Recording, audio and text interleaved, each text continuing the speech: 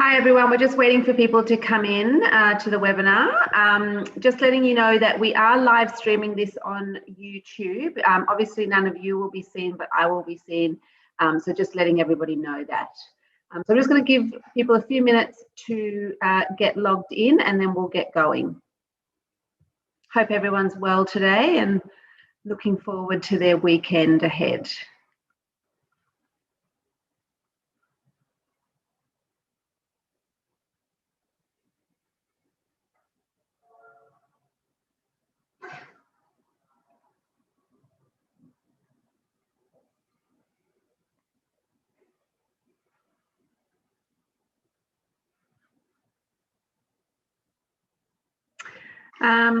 Just if someone can just, a couple of people could respond in the chat that everyone can see me okay, hear me okay, no issues.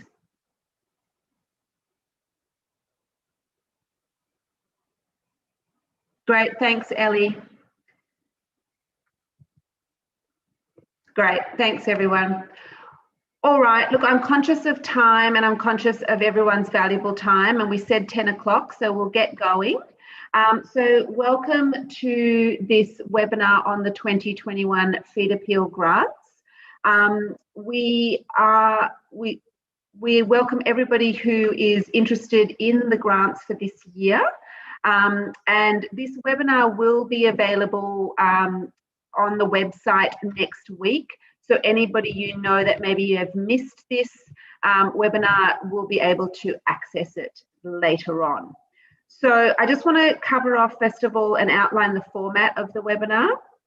So please note that the information we provide is general only. It is no guarantee about your success of your application. And we can't get into too much of the specific details like of each organisation. There's about 30 or 40 people on the webinar. So yeah, if you've got further questions, feel free to call us or ask them within the Facebook group down the track as you start to proceed through your application. So the webinar will cover the information pack, eligibility criteria, and basically the grant application, outlining the process and the timeline for this year's grants. Now, the way it'll work is I'm going to talk first and take you through all of that. So we're not going to have interruptions with questions during my presentation. However, as I'm going along, if questions pop up, at the bottom of your screen, you will see a Q&A button. So if you type your question into there, Kim from my team will be collating the questions.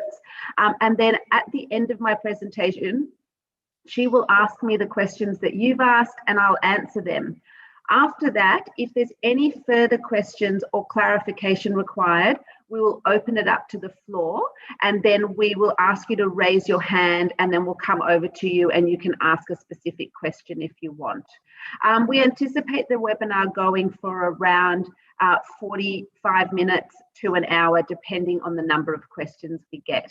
We did it on Tuesday and we covered off a lot of information and had very minimal questions. Everybody felt like they'd gotten all the information they needed, so hopefully that will be the case again today. Okay, so I'm going to start by just going over the grant timelines. The grant for 2021 opened on Monday the 15th, so the beginning of this week. They will close on Sunday the 16th of May at 5 p.m. Australian Eastern Standard Time. There will be no extensions and no exceptions. So in the past, sometimes we have extended the grants for an extra week or two. We are not in a position to do that this year and we won't be doing it. So please make sure you get onto your grant. Essentially, you've got 8 weeks to get the grant application done. It can be done and done really well within that time frame. And we are confident of that. So we do recommend that you get onto it early. All applicants will be notified of the outcome of their application by email in the last week of August. So by the 31st of August, every application will be told whether they were successful or unsuccessful. We cannot give you any information prior to that date, so there's no point calling us or emailing us. Successful applicants will be contacted as well by the 31st. They will then have some follow-up paperwork, so some collateral that needs to be provided and a grant agreement that will need to be signed. And once those are completed and finalised, the funding will be released. We hope to have all the funding released by the middle of September. One thing with the fee, when feed appeal went national in 2019, our Grants Governance Committee made a decision that we would only fund a single organisation for 3 consecutive years. If you have received a grant previously under the Feed Melbourne appeal, so if you received a grant between 2009 and 2019 in Victoria when it operated the Feed Melbourne appeal, that is outside the period. So if you've received a grant successfully in 2019 and 2020, you are eligible to apply again this year. If you do receive a grant for the 3rd year in a row, then you will be ineligible next year. We mainly do this just to give other charities the opportunity to access the funding. And then you can come back again for another grant in subsequent years. So it's 3 years of consecutive funding from 2019 onwards. So that's the grant timeline. So just to reiterate, they opened on the 15th of March, they close on the 16th of May. There will be no extensions. All applications will be notified of the outcome by the 31st of August, and funding will be released once successful applicants have completed the required paperwork the first 2 weeks of September 2021. So what does Feed Appeal fund and not fund? Essentially, we are not an emergency relief fund. We are a capacity building organisation. So we are looking to support you with building infrastructure, logistics, in your community food relief organisations, improving your efficiency of your organisation to become sustainable and to support the longevity of what you're doing in your local communities. So we're not focused really on short-term relief. So it's for equipment, for vehicles, for for training to do with feeding people. So anything to do with your grant has to be supported by the impact it's going to have to help feed people in need in your local community. We do not fund operational costs, fuel, food vouchers, funding deficits, staffing costs, packaging. We do get asked that a lot. We do not fund packaging, GST, delivery or installation of equipment. This is all outlined in the information pack that we have provided and in the grant eligibility criteria. So there are 4 types of grants essentially. There's the grassroots and the rural grassroots grant, which are for between $5,000 and $25,000 in funding. These are primarily for minor infrastructure and equipment, such as stoves, ovens, refrigerators, freezers, shelving, storage, trolleys, kitchen equipment, food handling, and safety training. They're a smaller grant, generally to help build efficiency within your organisation, to replace aging equipment, to help you, grow a particular program or to develop a new program. The major projects and the rural major projects grants, which are between $25,000 and $50,000, are for major infrastructure and logistics. So things such as walk-in cool rooms and freezers, food transport vehicles, forklifts, kitchen fit outs, those sorts of things. They're really around, they can be part of a bigger project. So we could be funding part of a bigger project.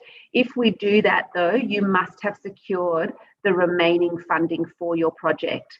And your project or the part of the project we are funding must be able to be completed within the 12 months of between September this year and August 2022.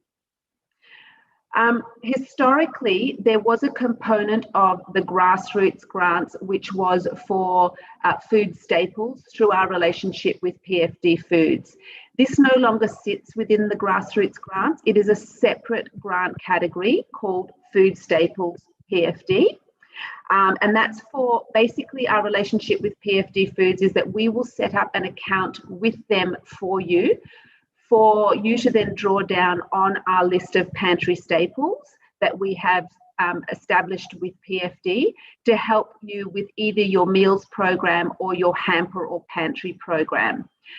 This is a little bit more around short-term relief or top-ups. As a result, there is a maximum of 15 grants available under the Food Staples PFD. So you demonstrating how this will really impact what you are doing in your community. It will be quite competitive from our historic. Now, with PFD also, because it is more short-term relief, it is a one-off grant. You can only receive it for 1 year. So mainly the reason for this is we don't want charities to become reliant on the PFD grant because there are so many other options to access food for your organisations without having to pay for it. So there's only 15, as I said, as a maximum. We may actually give less. It really depends on the quality of the applications that we get. And it is for either a $5,000 or a $10,000 account with PFD. Now, how do you know which grant to apply for? So I'm just going to share my screen now. So the first thing to say to everybody is we have prepared this comprehensive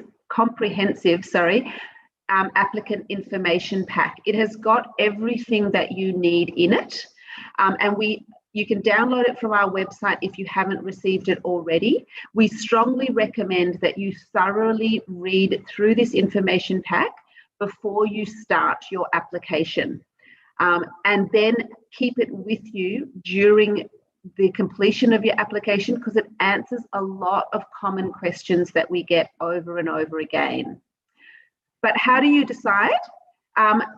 Again, both on our website and as a link through the information pack, we have prepared basically a postcode eligibility. So depending on where you are located will dictate which grants are available to you. So basically we prepared that for every single state. Make sure that you check which grants are available to you before you start your application. Now, getting the postcodes together has been quite challenging. Every postcode in Australia is eligible for a feed appeal grant. If for some reason we have accidentally missed your postcode off, please contact us either through the Facebook group or the info at Feed Appeal, or give us a call on the 1300 number and we will tell you which grants you are eligible for. This will also help us update this so that we make sure for future years that we've covered everyone's postcode off. Essentially, if you are in a metropolitan area or a major town just outside a metropolitan area, for example, down here in Melbourne, if you're in Geelong, for example, or if you're in Sydney and you're in Wollongong or Newcastle, you would be eligible for grassroots, major projects and PFD. If you're in a more remote regional or rural community, then you would be eligible for the rural grassroots or the rural merger projects or PFD. But do double check your postcode, and that's the best way for you to ascertain which grant you apply for. Please also make sure you only apply for one grant. The quickest way to make yourself ineligible is to apply for multiple grants. So you cannot apply for a grassroots or a major project grant and a PFD grant. You can only apply for one of the grants in any of the categories that are available. So we won't even look at your grant application if you have applied in multiple categories.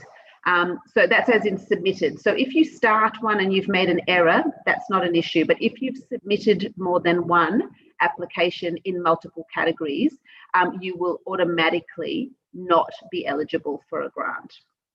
So please be conscious of that.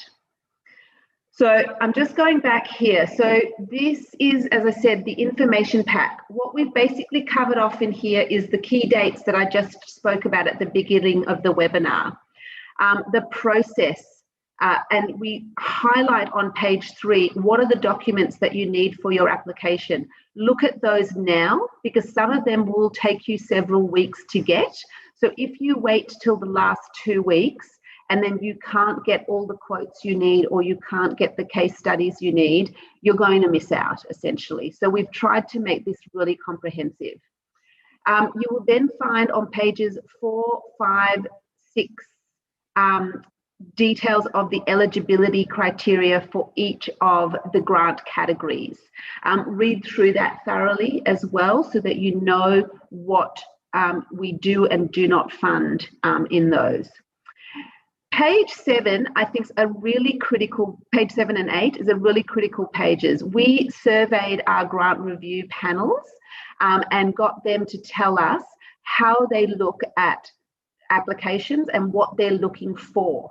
So these are from the panelists that are going to be reviewing. The majority of them that have reviewed applications in the last 2 years will sit on the panels again this year. This is what they are looking for in your application.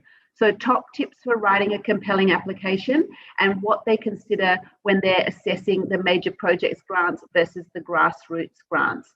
So I really recommend that you read through those pages and take their advice into consideration as you complete your grant application.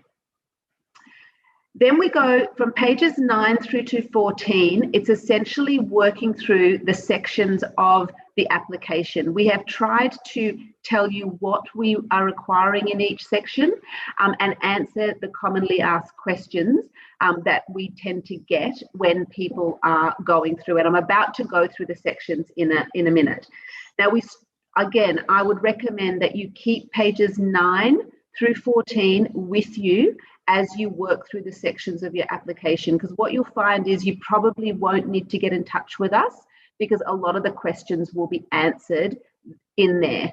As I said, we spent a lot of time putting this together, and I know a lot of grant organisations do not provide this level of information. So please really use it. It will help you, and it will help you put your best foot forward with the grant with your application. So before you submit your application, please check that you have included all the mandatory sections, filled out all the mandatory sections and uploaded all the mandatory documents. This is your responsibility.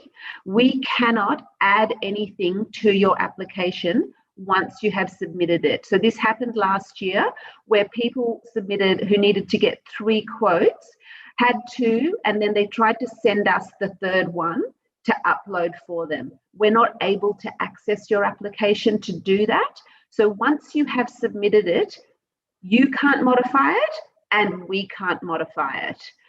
So you need to make sure that you've got everything in your application before you press the submit button. So essentially, you can go in and out of your application through Smarty Grants as much as you want, but until you press submit. Once you've pressed submit, you can't access it and we can't change your application. So please be really conscious about that. Once you have submitted your application, you should receive an email like this that has submission and then the number of your application and a confirmation. If you do not get this, we don't have your application.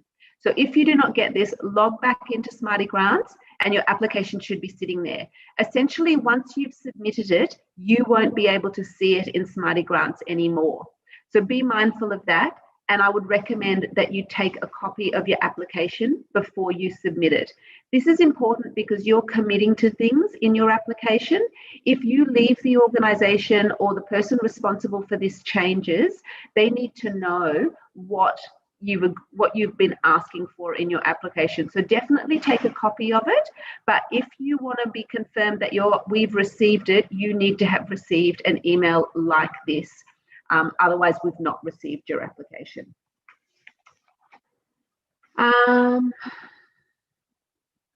As I've also said, just to reiterate, everybody will be notified via email about the outcome of their application on the 31st of August this year. We will not be able to tell you anything prior to that date. Now, I'm going to go through the Smarty Grants system quickly.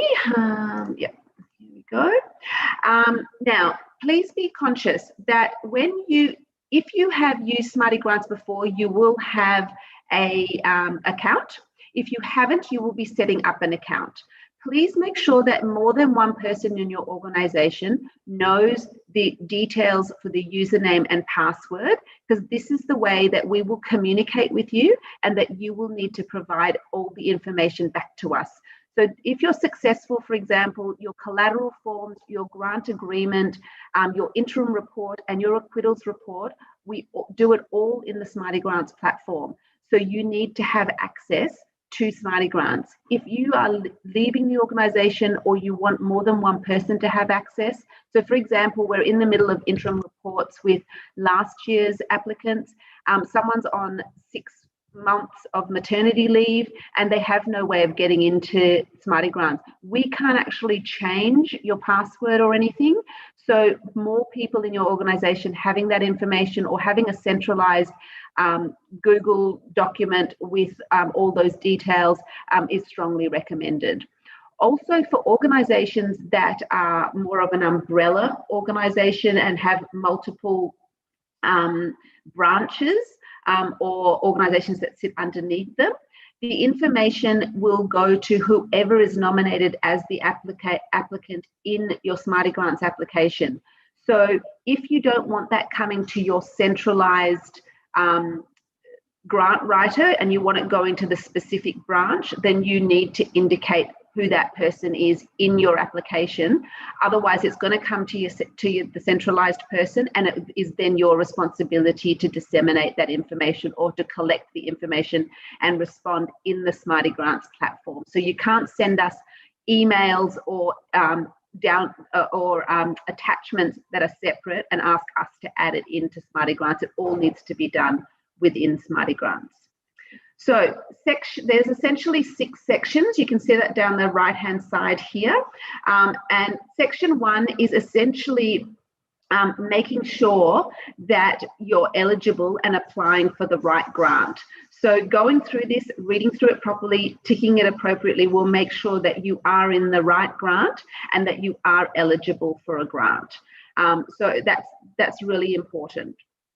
Section 2, which is called organizational details, is essentially providing us with quantifying that you have the DGR1 status to be eligible for a feed appeal grant. Now, DGR1 status is basically that you have deductible gift recipient status. You will need to upload a copy of that certificate. If you want to know what that looks like, in the information pack, we have put a link to a couple of samples of what that looks like, and you will need to upload that, and someone within your organization would have it, or I think you'll be able to get it from ACNC. So that's number 1. If you don't have DGR1 status, you're not eligible for a feed appeal grant. Primarily, it's because of our status. We can only give to DGR1 charities. So in your Yes, so also here where it says organizational name, I come back to if you are an umbrella organization. So for example, Uniting Vic Tas is the umbrella organization, but you are filling out the application for one of your programs. So let's say something like Footscray Food Relief. You need to put Uniting Vic Tas - Footscray Food Relief. So we know which one it's specific to rather than it just being the umbrella name. So same, St. Vincent's de Paul, Gympie Division. We need to know that. Please indicate that here. I'm just Scrolling down. Again, what I commented on before, applicant admin contact. This is the person that we are going to send all correspondence to. So again, if you're an umbrella organisation and you want all of the correspondence to come to your centralised person, put their details there, and they will be responsible then for gathering that information and for giving it back to us. If you want it to be the specific branch or the specific organisation that you're applying for, then put their information in there. Tell us about your food relief program is also here. Now, I can't reiterate this enough. If your organisation is broader than food relief, we applaud you. We understand that that might be what your community needs and requires, but the feed appeal grants are for food relief, for your food relief program only. It's not that we're not interested in everything that you're doing.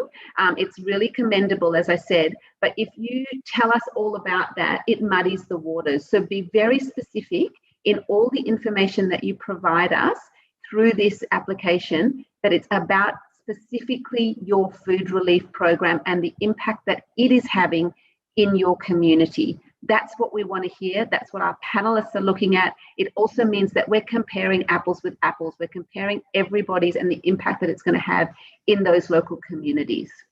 So please be really conscious about that. We also ask here, so in the grassroots grants, it's not mandatory to upload case studies, videos and testimonials, but it is in the major projects. But you know, that old saying of a picture speaks 1,000 words is so, so true. Our grant review panelists, they don't know your organizations inside out. You have limited word count in being able to tell us the information. So uploading pictures, testimonials, and images and video and case studies really gives the panelists really good insight into what your organization is all about and gives us a face to your organization. So it may take a bit of extra time, but it is so worthwhile. We really recommend that you do it, even if it's not mandatory, because it really helps our panelists and gives us a real sense of what you're doing in local communities. Section 3, describe your food relief program. This is pretty straightforward. It's tick boxes. It gives us an understanding of the sort of program you're running, how many days it's running, how many hours, how many people, and you know what you're actually providing, meals, hampers, pantry, etc. There is a small section here around the ongoing pandemic and the impact it's had. We're not interested in how you pivoted and how you coped with 2020.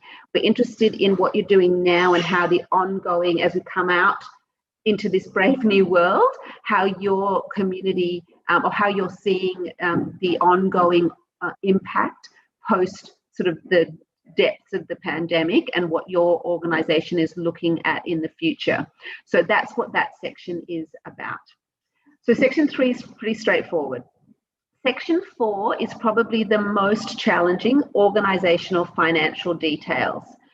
So if, again, you are an umbrella organisation, you will need to complete information that tells us about your overall financials, which includes all the services that you provide, and then be able to break out financials for your food relief program alone.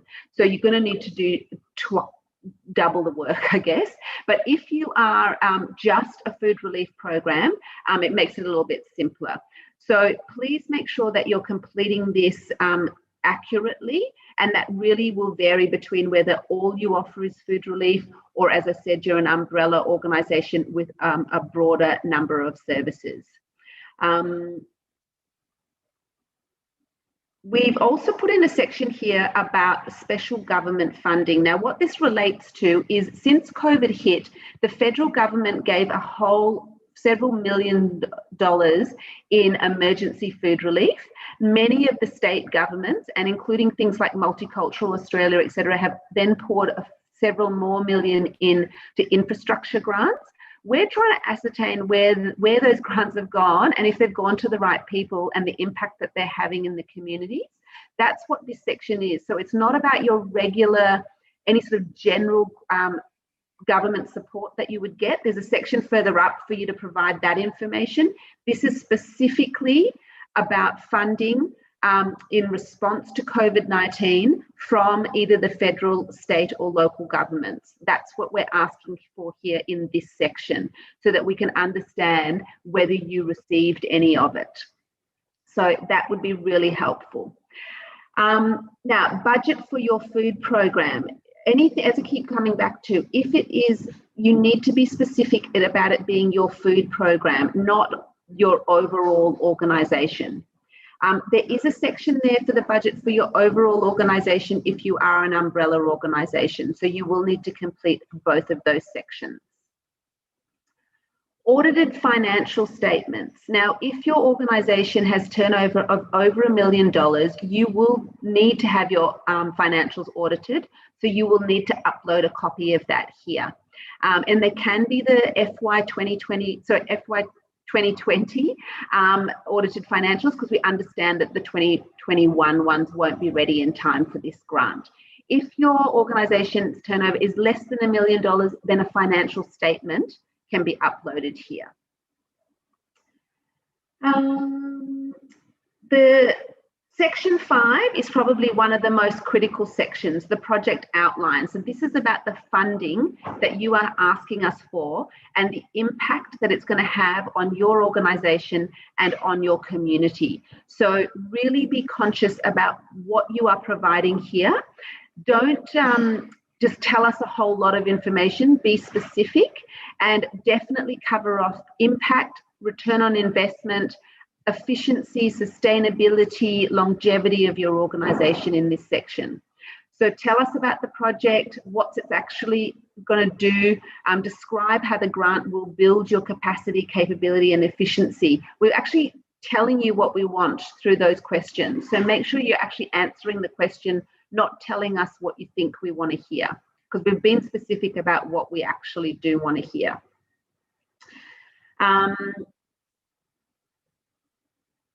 And also, as I said, there's also a section there for impact. Again, we're being specific. We want to understand the impact of this grant. It's going to mean that I can, double the number of hamburgers that I provide, or I can extend into a new geographical area, or we've seen an increase of 40% in the need in our community. We're actually going to be able to meet that need as opposed to falling short and turning, 20% of people away. Whatever it is that's happening in your community and for your organisation, that's what you need to be telling us about in this section.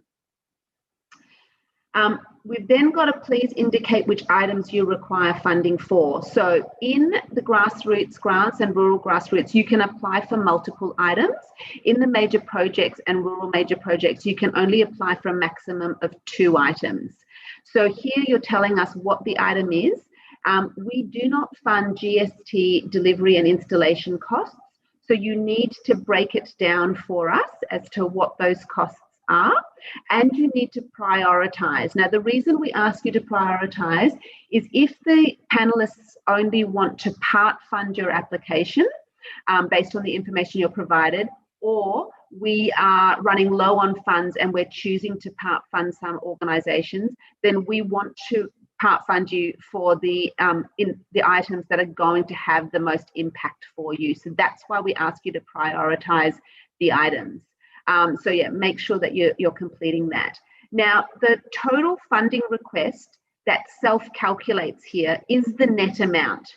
So let's just say that net amount is $23,500 because the overall funding is 25, but 1,500 of that's GST. Then everywhere else in your application that we have asked you what your funding or grant request is, it needs to match up with this 23,500, for example. So do not have different numbers in the different sections of the application. The reason is that the net amount, so excluding GST delivery and installation, is the only amount of funding that would be available. What probably lets people down the most is quotes. So with quotes, they need to be a formal quote. It cannot be a screenshot. It cannot be a catalogue shot. It cannot be written on a piece of paper. It needs to be a formal quote for the items. In the grassroots grants, you need 1 quote per item. one quote per item. So for example, if you're getting a whole lot of kitchen equipment, then you can go to your kitchen person and it'll be on one piece of paper and it might have, you know, 3 pots and 1 stove and 1 oven. It can all be on the one page, that's fine, but one quote per item. If you just upload only the pots and you don't upload the quote for the stove, for example, then we won't even consider the stove because we don't have a quote for it. So, and in the major projects, it's 3 quotes per item. So if you're applying for 1 item in major projects, you need 3 separate quotes from 3 different companies. If you're applying for 2 items, you will need 6 quotes in total. So this definitely let a lot of organizations down last year, not getting the proper quotes. Now, for all equipment, it must be commercial grade as well. So we've set up a partnership with Clemtech Australia. They sort of help pretty much most of the hospitality industry around Australia with getting equipment. They know equipment in and out. They've given really good not-for-profit pricing. So please feel free to reach out to them. We've provided both their catalogue and a contact number. They've dedicated a person to support you through this. Last year was the first year we did this, and the feedback that we got from all of the recipients, both going through the process of quoting and those that were successful and have now got the equipment, is that they were fantastic to deal with. You don't have to use Clemtech, but it's just an option for you. And if your items are not in the catalogue, they are more than happy to source them for you as well. And Lisa, who's the BD that's managing this account, is fantastic to deal with, and we've really had really good feedback about her. So that's just to help you. But if you've got a contact or there's someone in your local community or a business in your local community you want to support, that's fine. But you cannot, for example, get a quote from Harvey Norman for a domestic fridge. It won't be accepted. It has to be commercial grade. And the reason for that is your warranty is voided immediately using a domestic product within a commercial environment. And also, we're trying to improve efficiency and longevity, and commercial equipment provides that as well. So while it's more expensive upfront, the long-term benefits and longevity of it has definitely proved to be more worthwhile.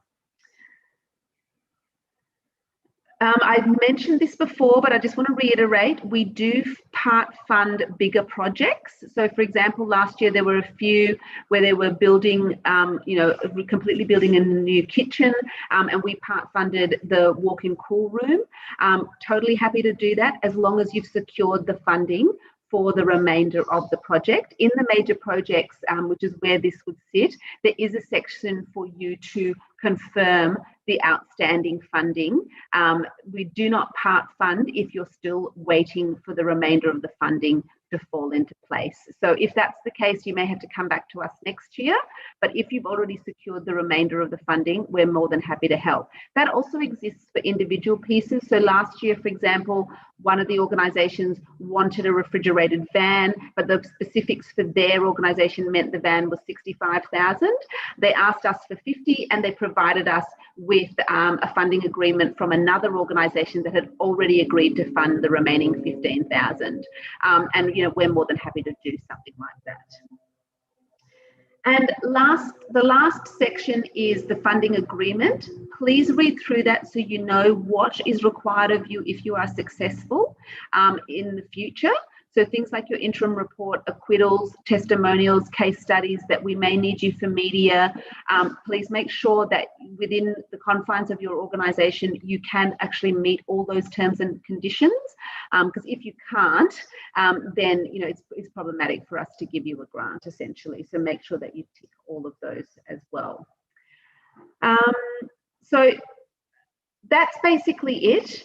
We've tried to make the application really user-friendly. We've tried to make sure that we've asked the questions that we want you to answer, and that will help us assess all the applications sort of on a level playing field. As I said, we've provided the comprehensive information pack, and we've provided the eligibility criteria with the postcodes, and obviously these webinars, and we hope that that's going to be really helpful for you for this year. I'm just going to stop sharing my screen now. And we hope that the webinar has really gone through in the right amount of detail for you to understand what we're looking for. But obviously, we always have the situation where we often get and merit many more grants than we have funding for. So really paying attention and writing the best grant that you can and utilizing the tools we've given will help you put your best foot forward. We do have to make those tough decisions about which grants we end up funding at the end. But I'll be honest and say we often can knock out 50% of them before we've even started going down that process, just for really silly errors. Things like either cutting and pasting generic information from your corporate pack if you're an umbrella organisation. We tell you not to do that, but last year we had organisations that did that and did it for multiple, to the point where we just completely excluded them from the process, because we don't want to be reading the generic information. We want to be reading the specifics about your specific food program and the impact that it's going to have at a grassroots, at a local level. That's what the grants are all about. Also, we had organisations that had done so much work putting the grant applications, but then didn't upload the right amount of quotes, or uploaded quotes that were screenshots rather than formal quotes. So the application may have been fantastic, but again, we didn't even go through the application because it didn't meet the essential criteria. Now, the reason we have to be that harsh is we got over 300 applications last year. That's a lot of applications to go through. We can actually only assess the ones that have met all the criteria and uploaded all the correct information. So please don't make silly errors, because we know your time is valuable, but so is our time, and all of our panelists are volunteers, and we really are very grateful to them, but we want to give them the best quality applications to assess. So following through with this will really help you provide the best quality application. So thank you for listening to me. I hope that's been really helpful. So if any of you've been chatting with Kim and having those sort of questions, Kim, were there any sort of, what were the questions? Thanks, Catherine. It sounds like you've done another great job, because we've only got one question. Okay. So the question is, how can I find out how many times our school has successfully received this grant, and if we're still eligible to apply? I'm new to this role. So as I said, because we're in the third year nationally, everybody's eligible to apply again. Really, that will only take effect next year, because it's only been since 2019. So even if you received a grant in 2019 and 2020, you're still eligible this year. And what's the difference with a school applying? So a school, we were running a rural schools grants program. We are not doing that. So the school would still need to meet the criteria, or the program would need to meet the criteria. It would need DGR1 status, and it would need to be a registered charity. Thanks, Catherine. That's the only question I've been sent. Oh, hang on. I've had a couple more come through while we've had that chat. Okay. Okay, another question is, do I need a quote for PDF? I think it's meant to say PFD grant. No, you don't. And we don't ask you for a quote in there. But please make sure if you're completing a PFD one that you look at the pantry list and you know what's available to you before you apply for that. Another question is, can you talk about the PFD account? Okay, so it's really simple. We essentially set up the account with PFD. So for example, if it's for organisation ABC, we would set up an account. You would need to obviously provide some information to PFD. PFD would ask you for the information and set up the account. We would then put the funding into the account, so either the 5,000 or the 10,000. And essentially then you place your orders with PFD, either online or by calling them. They deliver the orders to you and they draw down on that grant. So, you might use $100 one week and you might use $500 the next week, and essentially you draw down on that grant till there's $0 in that account. After that, you can continue purchasing through PFD, but they will then invoice you directly. And you need to expend all of those funds between when we issue the grant in September, the funding in September, and the 31st of August in 2022. And just an extension of that is, can we apply for both a PFD account and an equipment account?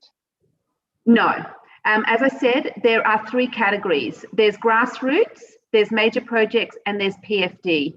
You can only apply for one grant each year. And this is also another extension of that question. I acknowledge you said you can only submit one application.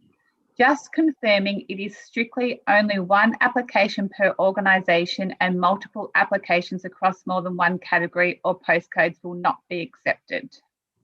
That's correct, with the exception, just to be clear, if you're an umbrella organisation with multiple branches or multiple food relief charities in different states under you, you can apply for multiple grants, but only one per branch or per organisation. Does that make sense? So as I mentioned before, Uniting Vic Tas might have Footscray Food Relief, and they might have one down in Tasmania, and they might have one up in Queensland. They can apply for one grant for each of those.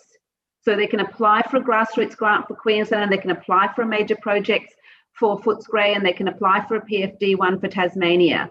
But, and the same would go if you've got multiple branches as well. So St. Vincent's de Paul, Salvation Army, you can definitely apply.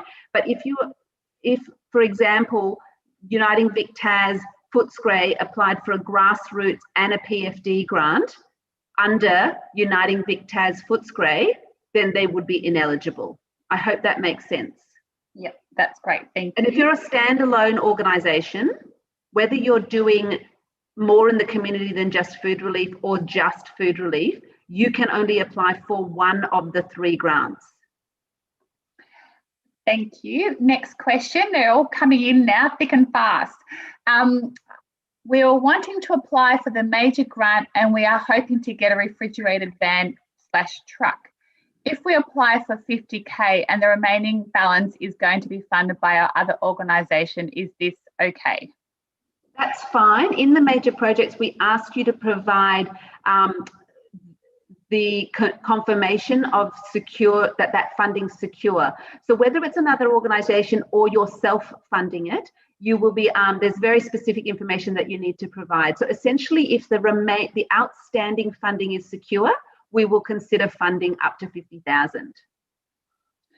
And this is a question about the DGR1 status. We have an ABN lookup that includes our DGR1 certification. Is that what you are seeking for the DGR certificate or something else?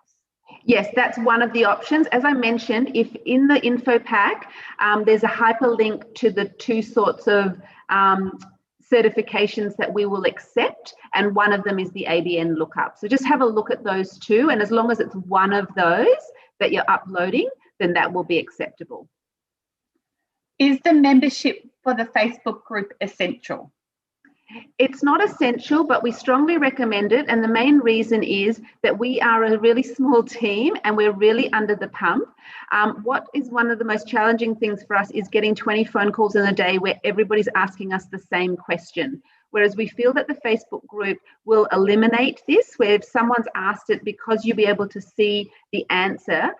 Also, because of the size of our team, when you either call us or you send us an email to info@, it can take us 24 hours to 48 hours to respond, whereas we will probably respond a little bit quicker within the Facebook group as well. So you don't have to do it.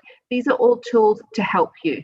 If you don't, if you're really confident and you don't feel that you need that, that's fine. We also will be sort of doing some communication into that group, reiterating how much time you've got, or if there's any sort of updates or changes. Like, for example, if we've missed a postcode, we'll do a little announcement in that group saying, we missed this postcode, these are the eligible grants. So it's really just to help you, but you don't have to. This is a funny one. We have lost our original DGR letter, but we are endorsed by ACNC. You should be able to get a copy of your DGR from either ACNC or the tax office. So you will actually need a copy of it. Can my organisation apply for multiple grants for different services? No. Copy of the P&L for your food program. What does P&L stand for? It's your profit and loss statement. This is looking at the application form. In the number of people we serve, is that per week or per month or per annum? Sorry, I can't remember, but I think at the top we asked that specific question of, is it the number of people per week? Per week, I think. Yeah, I think it's per week, yeah.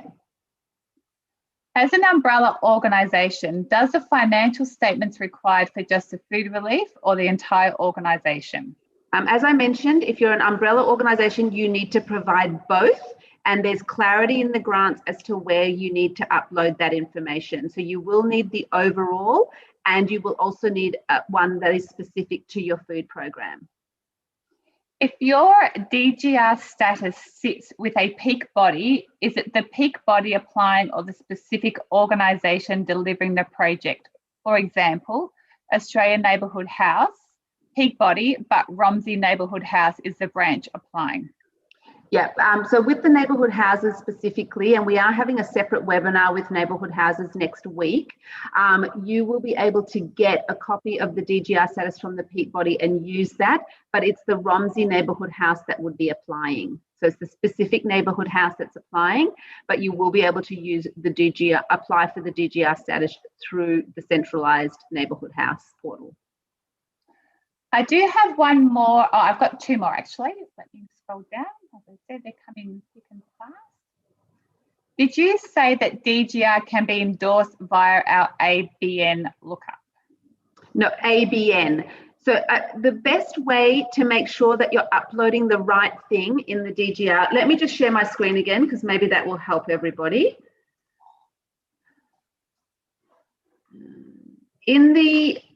On page is it on, Kim? Do you remember? DGR.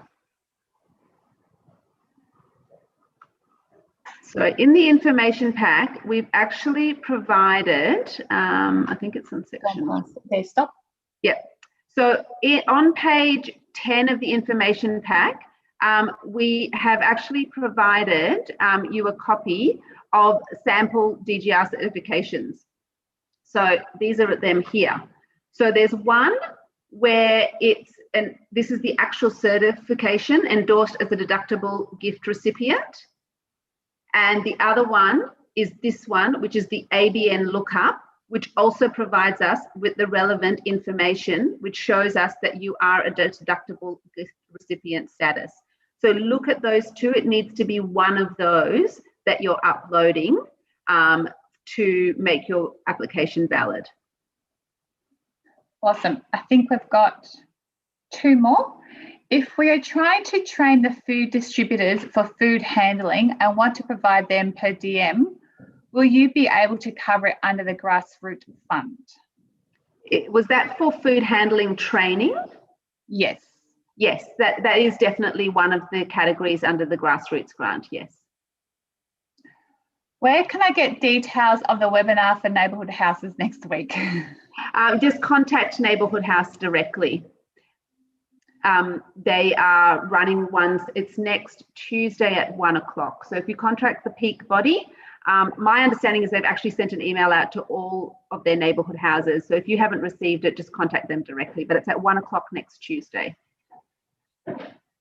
Okay, that's it. Well done. All right, well, so using your raise your hand, if anybody wants any other clarification or there's any other questions, we'll just I'm happy to do a couple more minutes. Just use Maria Romanen. Do you want to just unmute yourself, Maria, and ask?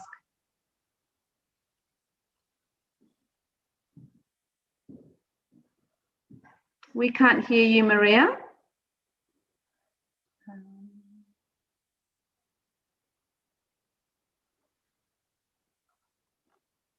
Still can't hear you, Maria. You might, if you can't unmute yourself, Kim, can you see from your end? Okay, Maria's good to talk. Okay, hi Maria. Just unmute yourself. You've got your mute on.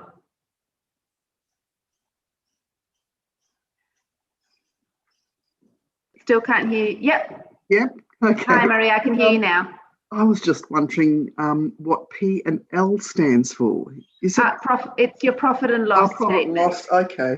Yep. I keep thinking public liability, and I'm thinking, no, there wouldn't be a plus in there. Kim, we might just need to jump into the Smarty Grants and just put that next to P and L. Oh. Was that it, Maria? Yeah, that's it. Thank you so much. Just remute yourself, and you can put your hand down. Was there any others that wanted?